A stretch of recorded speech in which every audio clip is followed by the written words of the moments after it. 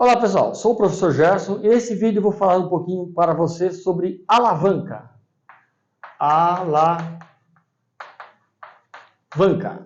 ok? A gente conhece até o conceito de alavanca, né?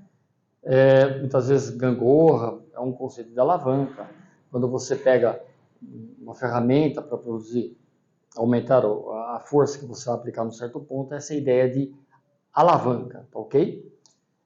Eu tenho aí três casos aí que são os três casos possíveis para você utilizar uma alavanca. O primeiro caso, se vocês olharem a figurinha, tem um FP, que significa P de potente, é onde você aplica a força. Um FR de resistente, que é onde você vai conseguir produzir então o efeito de alavanca. E tem um triângulozinho aí com ponto P, que representa então o ponto de apoio, ok? Então esse é o ponto de apoio. Quando você pega então aí o primeiro caso, você tem o ponto de apoio no centro, né? Então esse caso, quando você tem o apoio na parte fixa no centro, você chama de alavanca interfixa. Então você tem no centro, você aplica a força numa extremidade e você produz então um efeito na outra extremidade, tá? Esses casos então de alavanca que a gente usa no dia a dia sem saber de repente que você está utilizando uma alavanca, tem uns exemplos aí, então, a tesoura, a alicate, né? Você pega uma alicate, então, para apertar um parafuso. Você aperta, então, os cabos, você tem no meio a articulação e você está prendendo do outro lado o que você vai apertar, no caso, um parafuso, uma porca, né? A mesma coisa para a tesoura, né? Você pega os cabos dela, tem no meio e você vai aplicar a força e vai cortando do outro lado, onde você vai aplicar, então, a força, você vai aumentar a sua força, tá ok? Então, esses instrumentos aí, muitos outros, são exemplos, então, de alavanca, ok? A segunda figura, você tem a ponta, a extremidade, então, você tem o ponto fixo, tá? E você tem, então, onde você aplica a força potente e no meio, onde você produz o efeito, então, que é a força resistente. Como a força resistente está no centro, né? No centro não, desculpa, no meio, né? Você chama então de interresistente, tá ok? Esse é o caso então dos exemplos aí. No caso do carrinho de mão aí é o mais conhecido, vamos dizer assim, né?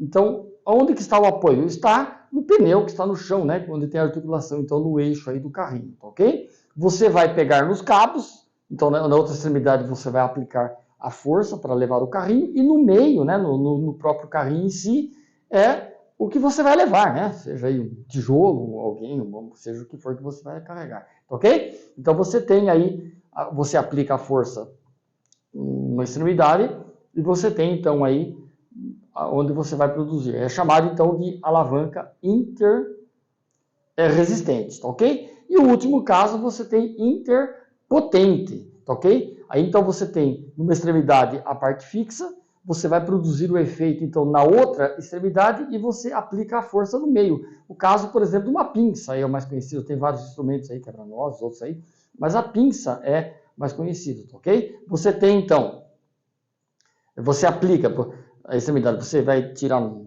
pelinho, alguma coisa, você vai na extremidade e você aperta o centro dela, tá ok? Então, como você tem a força potente no meio, essa alavanca é chamada de força interpotente. Tá ok a ideia de alavanca? Veja que no dia a dia, então, estamos produzindo aí alavancas e não sabemos, né? O caso. E muitos outros casos, tem um martelo para arrancar prego e assim por diante, né? São várias formas. Então, é muito forte a ideia de alavanca, né? Ela é diretamente proporcional, tá? Então, vamos pegar um exemplo aí. Vamos pegar uma barra de ferro de 2 metros, por exemplo. Pega uma barra de ferro de 2 metros. Vou dividir ela de 50 a 50 centímetros. Vou pôr um ponto fixo, então, em 50 centímetros, né? Eu vou aplicar aqui uma carga. Se eu puser uma carga, por exemplo, então, veja, primeiro falando, eu tenho 50 centímetros e sobrou 150 centímetros, ou seja, meio metro e 1,5 metro. Eu tenho 3 vezes do outro lado. Portanto, se eu aplicar as forças nas extremidades, eu vou aplicar 3 vezes mais força se eu aplicar no cabo maior, tá ok? Então, por exemplo, se eu pegar aí, colocar um corpo aí de massa 90 kg para arredondar, eu coloco lá 90 kg, dividido por 3, 30. Se eu colocar um outro corpo aqui de 30 kg, eu equilibro. Se eu colocar de 31, eu levanto o corpo. Tá ok a ideia? Então, essa é a alavanca. Então, a alavanca ajuda a produzir mais força mais efeito na sua extremidade conforme eu uso, então, o ponto fixo.